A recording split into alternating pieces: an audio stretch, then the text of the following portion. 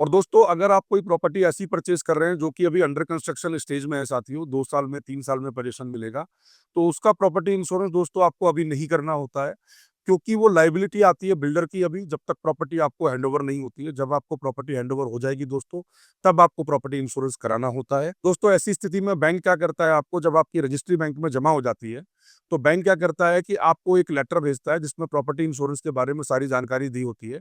तो दोस्तों जब भी आपके पास लेटर आएगा बैंक से तो आपको वहाँ जाकर बात करनी होती है, जितने भी साल का आप कराना चाहते हैं 10 साल, 15 साल, 20 साल। अदरवाइज़ क्या होगा बाय डिफ़ॉल्ट फिर वो कर देते हैं प्रॉपर्टी इंश्योरेंस आपका। और प्रॉपर्टी इंश्योरेंस दोस्तों जो है आपके लोन खाते से डेबिट होता है। ऐसी स्थिति में दोस्तों क्या होता है कि फिर आपको मैसेज आने लगते हैं कि आपका जो एरियर अमाउंट है वो इतना है दोस्तों, जो कि उन्होंने आपके लोन खाते से डेबिट कर लिया होता है।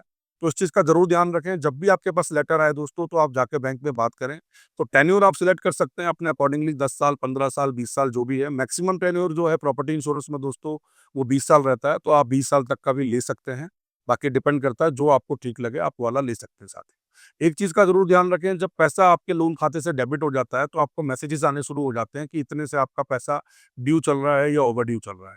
और ऐसी स्थिति में दोस्तों अगर आपके लोन में एक्स्ट्रा रिपेमेंट नहीं हुआ है पहले और मान लीजिए वो पैसा डेबिट हो जाता है, तो होता क्या है कि आपके सिविल पे भी इम्पैक्ट पड़ता है दोस्तों। तो उस चीज़ का ज़रूर ध्यान रखें, जब भी लेटर आए तो एक बार जाकर बैंक में बात करें और जो भी उसमें आपको टेन्योर सेलेक्ट करना है वो करके आप करवाएँ दोस्तों।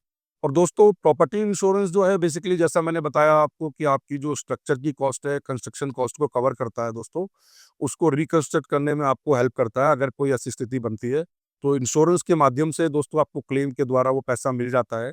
अभी रिसेंटली मेरा एक अनुभव है कि मेरे एक कस्टमर थे, हालाँकि मेरे पास तकरीबन मैं 3,500-4,000 लोन अभी तक करा चुका हूँ दोस्तों।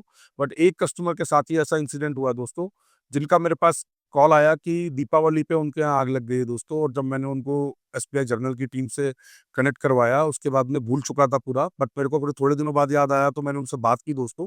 तो मेरे को पता लगा तकरीबन 12-13 दिन में जो उनका क्लेम है वो सेटल हो गया दोस्तों और लगभग उनको 1,50,000 के आसपास जो है क्लेम मिला है दोस्तों, जो भी उनका डैमेज हुआ था। तो मैं ये बताना चाह रहा हूँ दोस्तों इस माध्यम से कि जो स्टेट बैंक का बेसिकली प्रॉपर्टी इंश्योरेंस है, क्योंकि एसबीआई जर्नल इंश्योरेंस के माध्यम से किया जाता है, तो क्लेम बहुत ही ईज़िली सेटल होता है दोस्तों और जल्दी सेटल होता है, तो ये भी एक ख़ासियत है। रही बात स्टेट बैंक ऑफ इंडिया में मैंडेटरी क्यों है दोस्तों?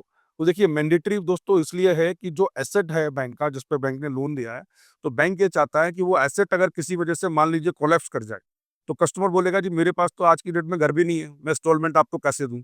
तो बैंक ये चाहता है कि कस्टमर भी सेफ रहे और बैंक भी सेफ रहे दोस्तों, तो इसीलिए मैंडेटरी होता है साथियों। तो मिलते हैं आपसे अगले वीडियो में, तब तक के लिए नमस्कार, बाय-बाय।